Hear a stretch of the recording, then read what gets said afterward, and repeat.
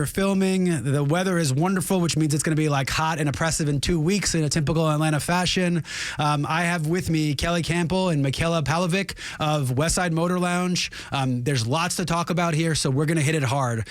Being that it's gorgeous out, let's set the stage of what a Thursday afternoon, which will be tomorrow at Westside, will look like on a perfect spring day. 82 degrees, sunny, everyone trying to get out of the office. Set the stage for me. What does it look like? Yeah, so, we sit on about 2 acres over in English Avenue. Large courtyard stage, large garage doors, indoor, outdoor space, three buildings surrounding the courtyard. So, lots to do there. We'll be, music throughout. Drinks live flowing. Music, local, different genres. I'm assuming kind of an eclectic mix. All of that to represent the area. We have a vinyl lounge there. Cool. So we have DJs that play Thursday, Friday, and Saturday night from our space called Echo Room. All vinyl. Yeah. So and that gets lost. So let me go on my first tangent of the whole thing. Okay. So I used to DJ on vinyl. So I grew up as a 90s kid. I grew up in New York City. I used to go to Fat Beats, which is where all the hip hop records were bought. You had to take an instrumental version and a vocal version, beat match those, have those go with each other. Anyone who ever tried it understands that was a musical instrument. The way to the metronome that you have to have, the beat matching, the counting, the way you're using those tools was such a musical instrument, and it was lost the day Serato came out and they were auto matching the beats immediately. It destroyed the entire concept of DJing. And I've been to plenty of festivals, and it's not a knock. It's really hard to entertain 60,000, 200,000 people. Don't get me wrong. But if you think for 1 second that entire set list isn't preloaded onto that track with that guy going like this on the bass and then doing this in the background, you're a fool. It's auto done from the beginning to end. So absolutely. I appreciate the fact that it's vinyl. Yes. I also, the thing I really like about vinyl is you're forced to get more eclectic with your music. Absolutely. Because you start going down into the rabbit holes of like the 70s and the disco era and the R&B era, and you pull these things out, and it just feels like the DJs who took the time to DJ on vinyl have a more eclectic taste, and they know how to utilize the instrument better. So that's my soapbox. Yes. I'm sticking to it. So I had not been to Echo Room, so I got to come. I'm not going to ask you if I can DJ yet. I'm rusty. I'm rusty. But all right, so that being said, let's take a step back, because I think I want to establish it first. So, Michaela, we're going to start with you. Sure. This is a huge establishment. Acres is something people don't talk about a lot with restaurants and entertainment spaces. So let's take a couple steps back. Talk about how you got into the industry, what your background is in marketing, and what brought you up to this place. Sure. So I graduated when no one could get a job in 2008, and I've found an internship with Concentrics, thank goodness. And we've had Todd on the show. He was a guest. Yes. We actually filmed it. It was the first one I ever filmed on location. We filmed at 2 Urban Licks right around, it was their 20th anniversary or 25th?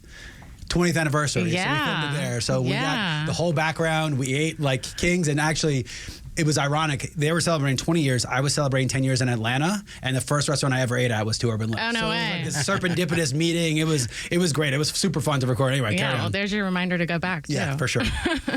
So I got an internship with them in the marketing and PR department, and they hired me on, thank goodness, and I stayed there, and that was when social media kind of blossomed first, personally for us, and then they started on the whole business route, and restaurants could make pages, and everybody wanted to do it, and it turned into really a whole nother job position. For sure. And so what we ended up doing was hiring someone who I managed, and then from there got married, wanted to have kids, family life. So I left Concentrics and started my own social media management company called Hello Media Company. Cool. And yeah, Kelly and I got connected because I helped him with the Atlanta Food and Wine Festival. They were a client for a while. And then now we're back connected through Westside Motor Lounge in Southern. Love it. And we're going to talk about food festivals, because that's an interesting thing that has changed quickly. Let's unpack a couple of things, though. First out, shout out to Karen West PR. Yeah. Because those are my resident PR people. They set this up, and it is a constant point of conversation, because I think it's one of the most misunderstood things in all of marketing and business, is like people just don't think about it. Right. And what ends up happening is what the advertisers want from PR companies is free advertisement. Right. And the good companies that you want to be advertising on will never give that. So you just get the crappy remnant inventory that people just have left over. Right. So it's a broken system from beginning to end. Yep. Right? Like PR is, you have to find idiots like me who host a podcast among everything else I'm doing Like, you got to find ways to slip in for mutual, and it is just not an easy job. So, No. But you probably helped cut your teeth, and it probably helped with the social media portion of it, because really, if you do it the right way, social media is an extension of PR. And I like to say nowadays, there's two parts of this: internal communications and external communications. They're more blurred than ever. Yep. Your internal employees want to know what you're doing externally. In fact, we just changed over a lot of our marketing from month to month, which is horrendous. I'm also the webmaster somehow of a company, and everyone started asking me, I need that graphic, I need that graphic. And it's like, yo, I sent you all the graphics 2 weeks ago. That's a broken internal communication thing, but that's part of PR, because what you don't want them doing is going rogue and making their own graphics. Yep. Because that's where it really goes downhill quickly. Yep. So that's great. So talk a little bit about some of the successes. You're right, 2008 was right when I think Zuckerberg's eyes started getting really big and realizing how much money was involved in this, Yeah. And started thinking how he was going to pivot away from a tool for people to use and have fun to a running Making long money. advertisement. Yeah. And just a short note, when my kids were born, I got off social media. And it's not because I have any shame, because trust me, I have none, but like, I didn't need my kids inundated with their future, seeing all these pictures of them. So I was off for like 3 or 4 years. I got back on and I was like, what the hell happened? Like, this used to be the way for me to go and see if the hot girls in high school got fat or not. And now, all of a sudden, it's 43,000 ads. Yeah, What happened? that's all it is. What happened? It's terrible. And only 60% of them got fat, so good for us at high school. So, all right, let's go over to you, Kelly. So you talk a little bit about, again, catch us up to speed. In talking previously, we've done a couple of similar things in the sponsorship realm, so we'll kind of dig in that a little bit, but catch us up to speed, brother. Yeah, so I moved to Atlanta in '97, just post Olympics. Where'd you grow up? Florida. Okay. Florida Gator. Okay. I was not happy. I went to Maryland, and you guys beat us pretty bad in the Sweet 16. So, Michaela, how about you? Where are you from? Texas. Texas. Okay, so we got a bunch of nice Southern folk with the Yankee. Yeah. Perfect. Yeah. Keep going. Moved to Atlanta in '97 and got involved in the sponsorship world. Really sponsorship activation. So activating all sponsorships, really focused in sports and entertainment. So young part of sponsorship. It's evolved so much in the past 30, 40 years, but that was the young phase. That was where people had, you had your naming rights, you had a couple of sponsorships, but the activations, the on-field experiences, you didn't have dedicated staff members. You were kind of winging this and just using whatever assets were there. Also very good budgets at that point, doing a lot of work with Coke. And then spent stints in NASCAR and supporting Live Nation, and then went to Coke for a couple years to manage the agencies on their roster that are activating sponsorships for Coca-Cola. So you went to the other side. So you did some similar pivot to me, that you started in on the actual, you were doing the sponsorship, then you flipped to the other side to manage the people running the sponsorship. Yes. And it's a great point, because one of the things, so now I went from being the guy who wrote the sponsorship deal. So for example, 680 The Fan, the Atlanta Braves. We have a co-deal with Solomon Brothers, where I'm the CMO of now, that was part radio, part sponsorship, but a lot to execute. So I helped write that contract. Then when I flipped over to the Solomon Brothers side to execute said contract, I had already seen flaws in the contract in which I had set up, because you have to see it from both sides. So now when I just signed my UGA contract, completely different set of eyes, and I caught things that I intentionally or unintentionally put to be ambiguous to make the sponsorship work in my favor. So now I knew how to catch those things. So it must have been something similar. I had actually all three sides, because then leaving Coke, I went to the property side, went to Atlanta Food and Wine Festival. So I was agency, corporate, and then property side. All right. So being that that's the case, we're going to spend the last 3 minutes of this segment talking about how bad people are at sponsorship and what they F up every time, because I have some thoughts here. So I think because you saw it from three sides, I'm going to kind of ask you some questions, and this is completely improv, if anyone knows. Like, this is not what my paper says, I promise. So first off, what do you think is the number one thing that most people get wrong when they either start a process of negotiating a sponsorship or sign a contract for a sponsorship of any kind?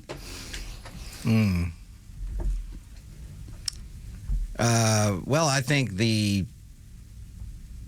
I'll give you a brain tease. I'll throw one out there to get the juices going. So I think that when they do the sponsorship, they don't realize that it takes additional resources to activate that sponsorship. So for example, when SunTrust Bank, SunTrust Bank put a sign on this building, all they had was a billboard.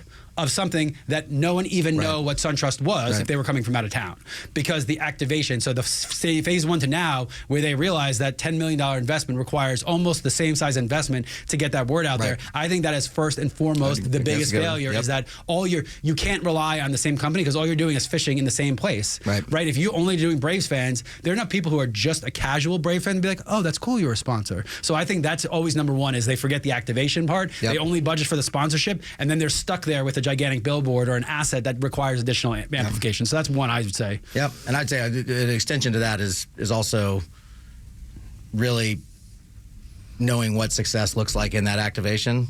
Just collection of data, or how you're interacting with people, like how to get the return on that investment. Right? I don't think that I see a lot of people spending a lot of money, and I don't think that they're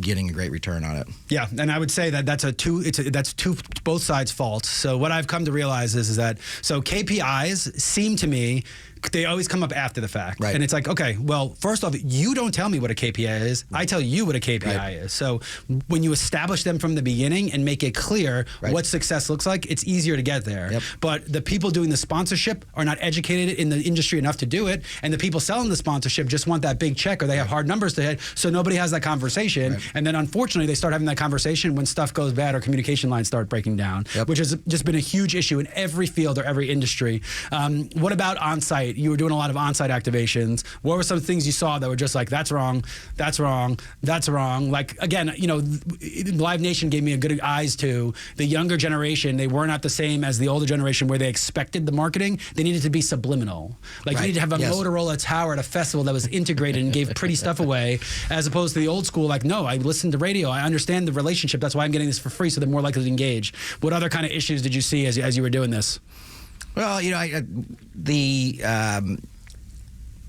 really, it goes back to what I was saying before, that just integrating and activating authentically inside of a property or an event is, everybody's in vendor village, everybody's doing whatever, it's all the same thing, give them free t-shirts away, whatever, it just blends into it, right? So I think trying to be, trying to stand out and be unique, but that happens in the negotiation process of trying to negotiate a more customized experience. And a lot of times properties or events were templated or a little stringent when it came to that. So, Live Nation was the king of that. Templates. All right, we'll be back after a quick break. You've listened to the Marketing Madmen on Extra 106.3.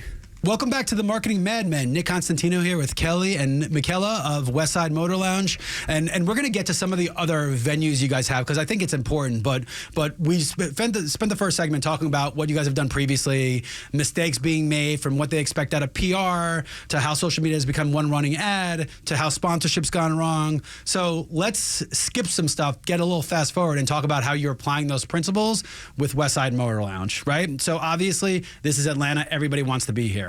Obviously, the location, while you're a little bit off of the main strip where they're hyper concentrated, you're in a busy area, right? So it's a competitive space. So to thrive and to succeed, you either have to be the best chef and the best executors in the world, or be approaching things differently and be unique and blend in that community. So Michaela, let's start with you. Talk a little bit about what you learned in your social media gigs and PR gigs, and how you're approaching it differently with how you go about promoting and driving traffic to Westside. Yeah, sure. First of all, go follow Westside Motor Lounge on Instagram. That's a good starting point. And what was the question? Literally, what are you doing differently? So you have all this experience, right? You ran a PR agency, you ran a social media agency, you have all this experience. If you had just applied the same things you've learned with other people to this place, it never would have worked, right? So what are you doing differently here? What are the traffic drivers? How are you getting people on social media to engage? Because there's so much more to it nowadays. So what did you learn previous life that you're applying now? Right. I think our social media strategy relies a lot on collaboration, either with brands or our partners that we work with. We have several events that reoccur, whether it's monthly or weekly, and working with the promoter or the event organizer to really make sure that our strategy is collaborative. Give us an idea, because honestly, I've done a lot of these shows. I've talked to a lot of people. Everyone tries to say the same things. Like we're collaborative, we're partnering, but talk about like how a promoter, how much value a promoter is to an event, and then how you use social media to amplify, because they have their own following. So talk a little bit more specifically, like a Friday night, we're doing an event around Cinco de Mayo, whatever it is. How do you use these? So I'll say real quickly. So we're on year 3, right? And so we've evolved our event strategy to the point. I mean, everybody knows about all the restaurant closings in West Midtown and what's going on. And so everyone blames parking, by the way, right? Which is it's not completely not true. But if you even look for 5 minutes, it's not that hard to find a parking spot. Yeah. Like I come from New York City. You want to see circling Manhattan for 4 hours to find a parking spot, or spending $600? Like walking an extra 6 feet or paying $6 is not a freaking parking problem. Right. Sorry. But Agreed. we've going into year 3, we really applied a exclusive event strategy to Westside Motor Lounge, and we did not want to have different events every weekend. So we really sought out promoters and partners and people that we had met and really were just like-minded, and music was at the center of what they were doing. Yeah. And so we have a series of events that we do there on the regular. One's called Skip Day. We do that monthly. One's called Sunday Fun Day. We do that every Sunday. One's called Mother May I, which is more of a family-focused or young family-focused event. We have a monthly 45-only event called Kicking Up Dust, one called Come Together. So we've done this thing where we're repeating and really tapping into those networks and who they're reaching. And so I think that's the partnership thing, and really building that relationship through the partnership with the promoter, but with Westside. But I mean, all the growth we've seen, or the significant growth we've seen in followers and engagement, have really come through those audiences who are experiencing it for the first time and like, oh, we love this space. And then But it goes both ways, because you're also amplifying for that person also. Oh, So absolutely. when you talk about mutual benefit and partnership. Right. And I think that's one of the, look, I think negotiation has gotten to a point, and it happens all the time in economic cycles, but you can kind of smell the people who are out for their own intentions. And I think people have gotten smarter nowadays because budgets have gotten tighter. So people are looking for real mutual benefit. And I think for me, one of the advantages is like, look, we could be best friends after we fulfill the contractual obligations, right? Well, I will tell you this: the language we use is business partner. I mean, we really call all of our, we call our partners business partners, because we are, it is a business engagement. They're just as excited about Westside Motor Lounge and the space and the possibilities that we are, and it really, it really makes a difference. You built a unique thing, which is half the battle, right? And you're bringing the people, and it's constantly evolving, which sometimes doesn't happen. But I'm saying, like, if you have a partner and you're like, all right, so here's the obligation. You're bringing this. You're going to do 3 posts. We're going to do 3 posts. You could do 40, but contractually, to make sure we're on the same page and build rapport and trust, we're going to do 3. Or like, that's what I'm talking about, and that's what's missing. Is everyone's like, just trust me, shake hands, like we'll do whatever you want. It's like, no, you can't do that. So let's put on contract, but you can get those done. And if we want to go above and beyond, that's how relationships work. Right. Like that first contract is the only one I care about. But I think the strategy is smart for 2 reasons. Number one, from what I've learned, when you invest a lot in one-off and it fails, you're screwed. Right. Yeah. When you invest a lot with the vision of the future, it takes so much time for things to really kick. Who you think your target audience at can completely change. So implementing series allows the flexibility to something to really get into its groove, which is really important. Yep. Pardon the music pun, but getting in your groove, that's hugely important. Yep. The other part is it makes sponsorship and partnership easier, because you're talking Mother's Day out, right? That for me, that's that Sunday fun day. Mom's got some wine in her glass. It may not be we're taking shots. So you allow the natural cause to happen. Right. So people are going to apply sponsorship that makes more sense for them, right? Like just off the top of my head, I know it's ridiculous, but like sunscreen would be a great sponsor for an outdoor family event day. And you're not going to do that if you're doing a once off on a Sunday. So I think it's a very smart strategy, but I think it needs a lot of foresight, which unfortunately the restaurant industry has gotten so cutthroat that everyone's worried about the right now and chasing margins right now that it makes it really, really hard. Yes. I would say we're not... we're more. Say this on the marketing podcast. We're not say whatever you want. Data. We're not. We're not. I would not say we're data driven or analytics driven. Really, it is partnerships and gut feelings but from a sponsorship perspective and doing these regular events, we do have a lot of data to be able to share with potential sponsors on where it started, where it's come, and where it's going. Are you using a ticketing system? Yes. Is that how you're getting the data? We use Shotgun as a ticketing, and of course all of our restaurant POS stuff is pretty good at analyzing. Oh man, that's so switching over the other side. That Amex data, holy crap! And I've always been scared, right? Because I've seen I was running the entire audio network of the Braves, so I was seeing millions of people, right. And like the data you can pull on them is insane. But when you start really distilling it, it's like, okay, saying a cohort of 6 people do this is very different than my house, where I live, how much I spend on taxes. It's really creepy, and like I get it, but it's really creepy. And I think I apply a similar principle, right? I think based on what the economic state is, you have to allocate a certain amount of percentage to data and some to the creative thought. Like it changes when things get tighter. You got a little bit more data driven. Yep. But when not, this is what I tell people all the time: a data point has never elicited an emotional response to anything. The feeling you get from watching a band, that you like, and like, let's be clear, right? Like, you might not like that band if you were sober. You might not like that band in a quiet acoustic set versus a Saturday night when you found some chick and you're going to get lucky, or some dude and going to get lucky, right? So the nature of it, and we're not there yet where data points are going to explain that stuff. Not that I've seen, at least. Nope. I hope we're not, because then we're in Minority Report, any of the dystopian future. Don't get me wrong, it's coming, and I think we'll probably have a conversation about AI. But really. We've set the stage a little bit. So talk about more holistically about running the business part of this, right? Because again, tight margins, right? Food costs are up. Talk about running the business. I looked at the menu. The prices are completely attainable. You're going for scale. Obviously, that's clear to see. But those price points are important, right? Because the last thing you want to do is go out on a Sunday afternoon and get a $300 bill to sit and have beers on a patio. Right? So talk a little bit about the thought process behind some of that more business stuff, how you apply margins, how you're handling costs. Talk about how you do staffing. Talk about some of that more boring business stuff. Yeah, and that's obviously where the data comes in, big time. But we, part of that strategy of also trying to find partnerships where we're scheduled out now through October, right, on weekends, and so it's easy for us to plan the business now around events that we know what they're going to deliver, and how to manage labor.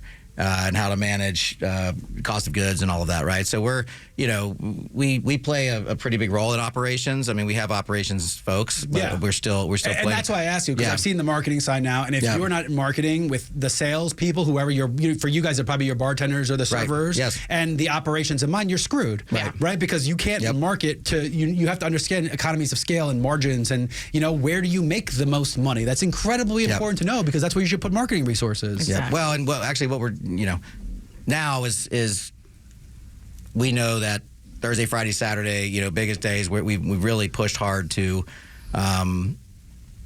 book events and make sure we have stuff on the calendar as far out as we can, which then allows us to now pivot a little bit and shift to the Wednesday nights that aren't as good, or the Sundays, or now we have a Sunday Funny. But anyways, we're able to now we're trying to get some programming in on Wednesdays and really try to see if we can move the needle on that day.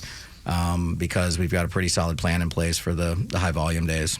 Yeah. All right. So we're going to do a pivot now. We're going to completely change the show now. Okay. Right. So we're going to do 2 different things. We're going to spend the last segment talking about music just as a whole, from our favorite artists and things that we see and what's been missing. But right now, we are going to talk about kids these days. And I'm making my own segment now. And let's talk about kids these days, because my understanding is what I had thought, so I work with a lot of people in the liquor industry, and consumption is down across the board. Okay. So I thought it's because now weed is legal and they're just getting high and having a blast that way. But my understanding is that they're just staying home. And like they're like co-nesting and Netflixing, and like they're not going out, and like these 19-year-olds are acting like they're 42 years old. So as you get the best sociological experiment there is, and as you've seen this now over 3 years since COVID, all that stuff, what is wrong with kids these days? Think about it for a second, because I know it's coming out of left field. But what is wrong with kids these days? I mean, look, I remember, and I was a go out kid all the time. I would remember that the only rule of going out is pre-drink before, so when you get there, it's cheaper and you have a blast. Like that was just my rule of everything I did in life, right? I lived in cities that are walkable. You could do it. I'm not saying drink and drive. I'm saying move to a place where you can just hop around and do it. And I know Atlanta's really hard, but there's Ubers everywhere. It's really easy to get dropped off. But it just seems like you either have like the bros that are there that are more concerned with showing people how hard they're partying than partying hard, or you have the people that are like, I'm going to have a drink and I'm going to go home. So I'll ask again. Michaela, I'm going to start with you. What's wrong with kids these days? What are you seeing? I mean, consumption, how many drinks per? Are those things trending downward? Are you getting the party kids because of how you're set up as a location? Like, what are you seeing out there? I would definitely say we get the party kids and the party adults. Yeah, and I mean kids. Anyone that's going out in the middle of the day and drinking, I'm going to call them a kid. Yeah. Right, I'm a damn adult, but at 4 p.m., if I'm sitting at 4 p.m. on Sunday with a drink in my hand, I'm a kid for that. Even with my kids. Yeah. Even with my kids, I am. Yeah, I mean, our crowd definitely, I think, parties more than others. Good. So, I mean, we get good people watching. Good. People are having fun, enjoying each other. I wouldn't. I mean, I guess people aren't getting like crazy, but they're definitely enjoying themselves. And That's good to hear. But go to other places and it's not like that. So. What's your breakdown? Are people drinking beers? What are they drinking? Tequila. Tequila. Yeah, I know. Well, that's because that's that health conscious thing, and like there's enough articles. The PR for tequila went so well that it's the healthiest of the drinks. Yeah. I'm like, yeah, that's true, but that's like saying that herpes is the best STD. Like, come on, it's not exactly, that's not exact science to say that. Like, so tequila, and honestly, I'm such a tequila guy. If I'm day drinking, tequila and soda is it for me. Yep. Or vodka, but I'm just saying, neutral spirit, have a bunch of them. The water, I can tell myself I'm hydrating. So, all right. So, what do you think? What do you think, Kelly? So, not based on your child, but based on what you've seen. You've been in the industry for a long time. How are these people? How are people acting differently? How has behavior changed? Yeah, I mean, and I would just, not to dodge this question, but I mean, for us, and then going back to this event strategy, especially, I mean, specifically to Westside Motor Lounge, having those themed events, or we see people coming out to them, right? We're seeing the traffic.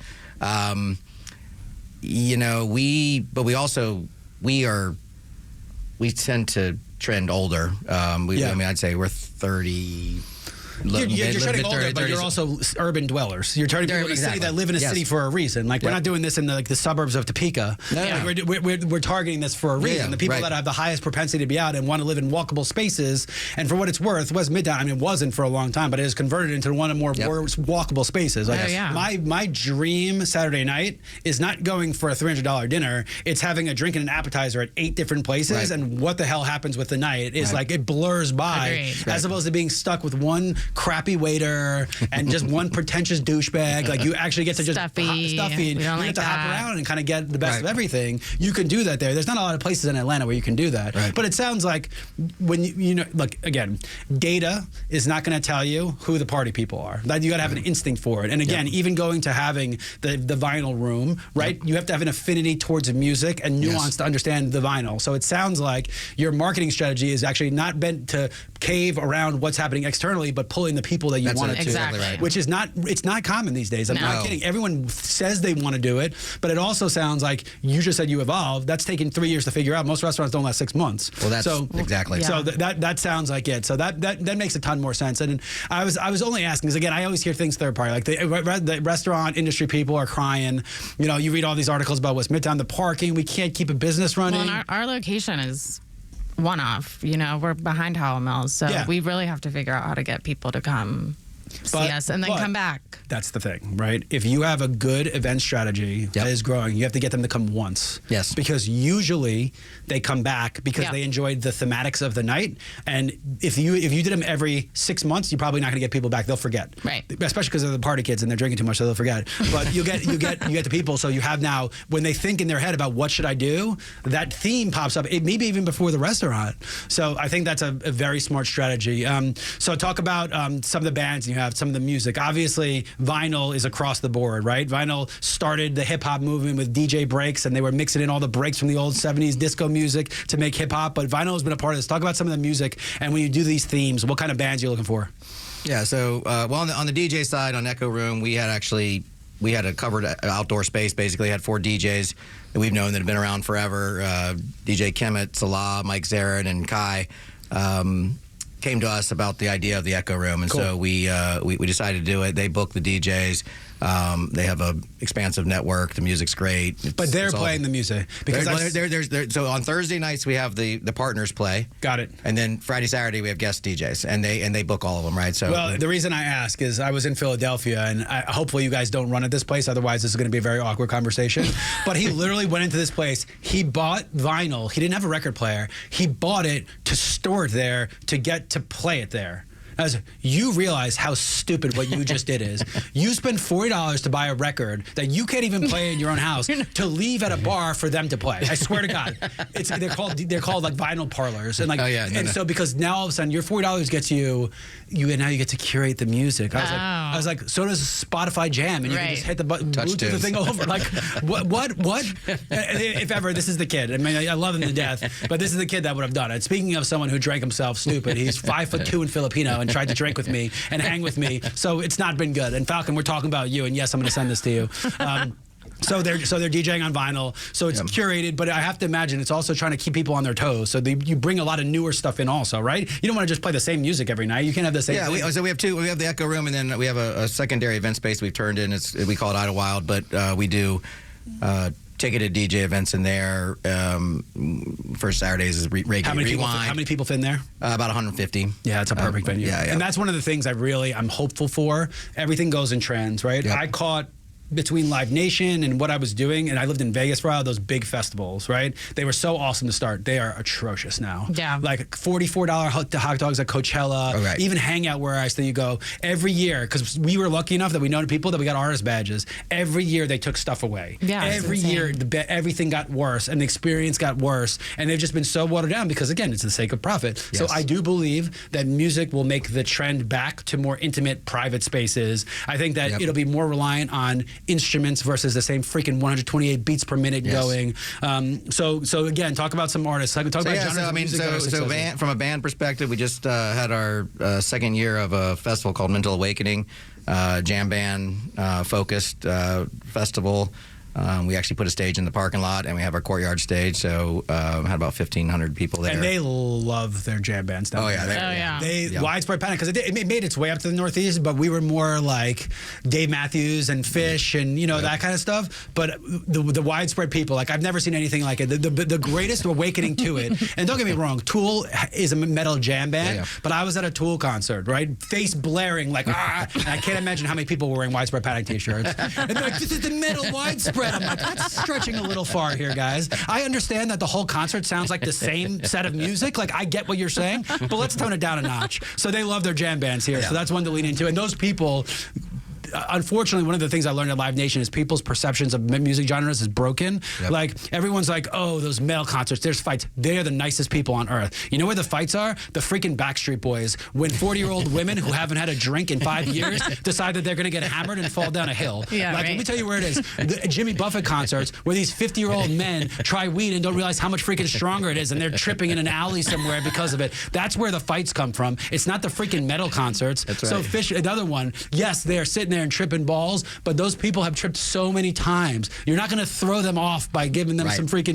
So anyway, so I might have just broken an FCC law or something of condoning this. I'm not condoning. I'm just making observations. So I'm allowed to. So screw it. But yeah, so we had Mental Awakening. We have a blues series that we're running.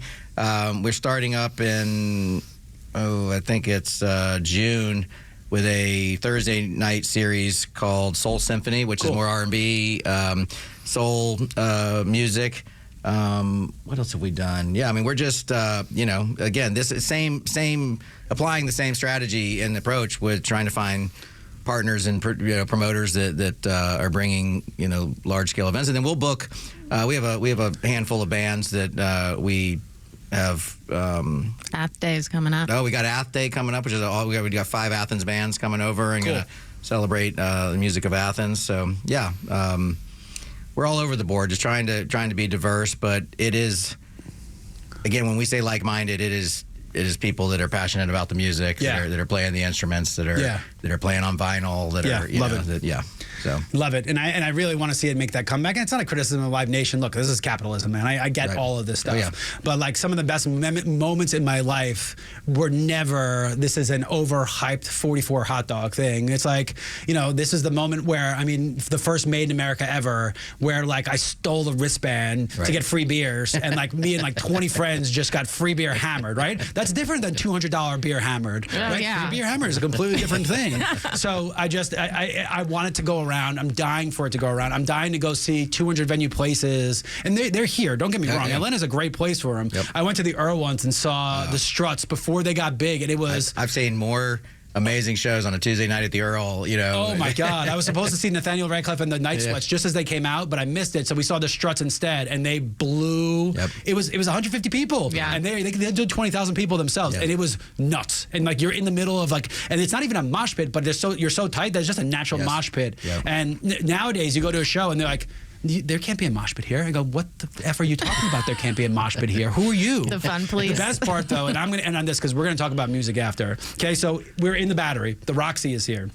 Okay, so I have seen at 6 in the morning people lining up for a show that is at 8 p.m. at night. Wow. Okay, so here's my problem. Let me tell you rule number one. Rule number one is stay ready. When the lights go off, bum rush the front of the stage. Why are you waiting in line to get to the front of the stage at a concert? They're not seats. This is general admission. All you have to do is put your head down and go to the front. What do you think? Someone's going to punch you in the face when you do it? This is freaking music. What the hell happened? Okay, so we are going to leave this segment on that note, and we're going to come back and talk about music just in general and broadly. So you've been listening to the Marketing Madmen and Extra 106.3, and we'll be right back. Welcome back to the Marketing Madmen and Extra 106.3. Nick Constantino here. We brought a guest. We got producer extraordinaire Flounder in. Flounder, how you doing, bud? Doing good. How about yourself? Good. We're going to finish up our conversation with Kelly and Michaela from Westside Motor Lounge, and we are talking music. So I'm going to set the stage, and I want you guys to go. This is half improv, half whatever we want it to be. So, all right, so you got a music venue. So if there's one band that you could see that would come in and play for 150 people, okay, set the vibe, band you love, genre, who would that band be? Okay, so I'm going to start. So for me, my favorite live band ever that I think would translate to really good to small stage is System of a Down. And I know it sounds nuts, but first off, they're one of the most musically talented people I've ever seen, and the music is just so fast-paced and crazy and changes pace so much that people who would never thought to be dancing would just naturally be dancing. So that kind of really upbeat rock, but has kind of that hip-hop based background to it, would just be killer in a live venue. Unbelievably killer. Linkin Park would be another example, but they're mega, so it's not the same thing with Chester. But like it's rock music, but it has those hip-hop backgrounds that get people dance and move. So that'd be mine. Flounder, how about you, bud? So we're talking about a small venue. We're talking about, it could be any artist you want. I'm just saying that we've gotten so big with these festivals that there are so many artists that don't translate well to mega venues that would be awesome in a smaller venue. Well, right? Growing up in Georgia, the jam band scene was always big for me. So you look at Widespread or Drive-In and Told you. Knew it was coming. Again, I'll go with the original Widespread lineup. But for me, I like improv. So one band that does that a lot that's instrumental right now is a band called Krogbin. Okay. So I don't know if y'all heard of them, but they're, I believe, from Houston. Yes, they are. And instrumental lineup. Their guitarist is great. Their drummer's great, but the simplicity of their music is awesome. And that's a great point, right? Because that part of it, that's what we talked about. What I hate about shows is that if you go to see something at the Roxy, the Fillmore in you're gonna get the same set list. There's no improv. They can't stop and say, let's play something else. Like they act like they do, but that's the same thing as the DJ who's going like this with the bass, pretending like he's really DJing. So, all right, Michaela, what about you? I think I'm gonna have to say the Black Crowes. Okay. Black Crowes. Why? They're playing with Jimmy Page right now, I believe. Yes. They did some album, or they're doing something together. So I saw that on social media the other day. So that's really cool. I actually saw them recently at the Fox. Okay. I guess that was last year or 2 years ago or something. But just a great show, and I just love watching. Another Southern band from Georgia too. Yeah, and I'm really mad I don't know how to play a guitar. I knew I loved this my whole life, but I think modern country music has screwed it up. I love Southern rock as like a Yankee, especially like the Allman Brothers were it. Even though Creedence Clearwater is from San Francisco, they're freaking Southern rockers. I don't care what anyone says. But I grew up like, and then all of a sudden it was that, I think it was probably when I was in DC, 2005, when this new wave of country music that came out, which is just 8 idiots on stage with a country twang and pretending and that's just my opinion. I'm not condoning that's the case, but it destroyed Southern music for me because I stopped listening because I was so turned off by it. Yep. Like the Blake Sheltons and these guys, it's just not my thing. I grew up without cheesy. grass. I grew up without grass. I grew up in Queens. There was no grass. What am I supposed to relate to about this music? So, but then as I moved down here, I started rediscovering, especially like Loretta Lynn in the 60s country, and started realizing that it's just alternative rock with a little bit of a twang. Oh, yeah. So Southern rock is absolutely one of my favorites. Like Kings of Leon is another one. I love them. And it's so Southern rock. It's so steeped in Tennessee and everything like that. Kelly, what about you, bud? Well, first of all, I just saw John Fogerty this weekend at Jazz Fest, so awesome. it was amazing. So I spent some time. And he gets to play all the songs. Like he owns the whole hit catalog. after hit after hit. It's amazing. Yeah. And they are hit machines, and every song's like 2.5 minutes. It's all it is. But they can still do a full. I mean, it's unbelievable. It was great. Both of his sons play in the band. They're wonderful. Yeah, it was cool. Actually, Kings of Leon was on my list in my head to see them in a small venue. So I saw them in Vegas. Empire Ballroom is a late night club. 150 people in 2000. It was probably 2005 when I saw them. But I remember because I moved into this house with this wackadoo dude, and he had on a wall somewhere like "See Kings of Leon live." No one had ever heard of them at this point, and it just presented itself, and I got to see it. And it was right as the album with On Call and all that stuff came out. So it was early Kings of Leon. Because of the times. Because of the times, right? It was before we started getting. I still to this day, I think that's my favorite album of theirs because it's still very raw. They played it live, and he still talks like he has marbles in his mouth, and you can't understand what the hell he's saying. Yeah, Caleb, it sounds like. I actually met them twice in Vegas. Like just randomly bumped into them, and they are tiny little people. Really? Like I towered over them, and I was like, oh my god, you guys really were the sons of Baptists, Baptist priests. Carry on. I'm sorry for the interruption. So Kings of Leon, what else? War on Drugs. Okay, cool. I don't know if you've ever seen those guys. I've had. I really think good. seeing them small venue would be pretty cool. Yeah. And I hope it goes that way, right? And like I think there's going to be an avenue where 150 person venue, people will pay the $100 for tickets to appease the band, because in my experience, and this is years ago, but I've been with bands, I used to book concerts in Vegas when I lived there, and like the artists used to be so accommodating if you weren't charging for tickets. It's the second you start charging that they want to cut. If you can get artists and management and most of these guys, the promotional managers and everything are gone, and say, look, this is going to be, we're going to only have 150 people, and I want to cap tickets at $100. You're going to find a wave of artists that are going to be willing to do it. Like that will be willing to have those kind of shows, because honestly, seeing Matchbox 20 at one of these freaking amphitheaters is so stupid. Like, do we really need to see the Goo Goo Dolls again at the same amphitheater for the same tour? Like, wouldn't it be pretty freaking cool to see the Goo Goo Dolls with 150 people in there? And like, when you're like, wait a second, all your music's about heroin? I didn't know that. And then all of a sudden in concert, you're like, you're both ugly now. I get it. You both look like heroin addicts. I understand this now. A lot of the festivals are doing that now, where they do the late night shows, especially in Atlanta with Shaky Knees and stuff like that. Because I mean, everywhere from Northside Tavern people played, and I forget what's the place right behind Howell Mill. It's the smaller Eastern? No, not the Eastern. Oh, my buddy Scott built it. Jesus Christ, it's right off of when you turn left and you go left. Yeah, over right there. next Terminal to West? Terminal Yes, West. Terminal West. Yeah. So I used to live right there at 1016 Lofts. Yep. So I'd go there all the time. But places like that, I mean, you see a lot of late night shows and kind of the bands. Black Rebel Motorcycle Club played there a few years ago, and so awesome. They do a ton of covers too. Black Rebel Motorcycle. They do really good live shows with covers and everything. And look, I guess it's wishful thinking, and eventually the cycle seems to be disrupted right now about the economic flow and everything. But I think people are just going to run out of money. They're not going to be able to see and support all these shows, right? Like, well, we're not an album generation anymore. We're a single song download. People don't listen to albums like we do anymore. So. Which is a shame. I mean, big time. We did a partnership with 99X, and Pearl Jam was last night. So we sent one of our executives at the company to Pearl Jam. I was like, "How was the show?" And the look said it all. I'm like, let me guess. They had a new album they were trying to promote. Oh no! And of course, and instead of playing what people want them to play, and they're doing 2 nights, so I get it. I get it. They're doing 2 nights. I get it. But like, and one of the problems, and I think this is really relevant to like the Chili Peppers, like the music just doesn't sound the same anymore. Our brains are naturally gravitated around different types of music. So sitting and hearing a Chili Peppers album from '99 that's not the Chili Peppers from '99 just sounds weird. Like Pearl Jam, it's the same thing. That's what's fun about going to see bands like more jam bands, because their set list is always different. I mean, like their set list is one song that goes for 2.5 hours. What do you mean? I've been to it's the song that never ends. That's all it like is. 3 songs. But the cool thing about that is most of those bands don't tour off album. They tour by season. Right. Yeah. You know, and so, you're right. It goes both ways because I also don't want to see a band come and play an album cover to cover. Like, so there's got to be a blend. There's got to be a blend. It's good to see bands they've made it to the point where they don't have to tour on an album. Right. They can just tour based on their fans and when they want to tour. So. But if that's the case, then they should be taking feedback from the fans and playing music that the fans want to hear. Right. Right. And if and that's where I want to be. Right. I want to be, and I get it. Like, man, if you're playing 50,000 person stadiums, you're not going to get that intimacy. Or you're not going to get it. No. You have to play what the masses want. Like when we saw Guns N' Roses is a perfect example for that. They're about to go back on tour, I think, and they're going to play their hits, and that's what people want to hear. So that's because Axl Rose can't remember the new songs. So, like the other ones are at least ingrained in his memory. So spaghetti incident. So we went far. well, guys, this has been awesome. This was a fun last segment. I'll probably put this out by itself separately also. Kelly, Michaela, it was great. Flounder, thank you for joining us. Give them real fast website, Instagram, how to find you at Westside Motor Lounge. So go check out real music. All right, it's westsidemotorlounge.com. Instagram is westside_motor_lounge. All right, I'm going 2 minutes late. What's your favorite thing on the menu, food-wise and drink-wise? Food-wise is the smash burger. Okay. Drink-wise is the pink Cadillac margarita. Love it. I was going to say that. Go, what you got? Right. Pink Cadillac margarita and food. Pink Cadillac was Bruce Springsteen? Has a pink Cadillac? Yeah. Yeah.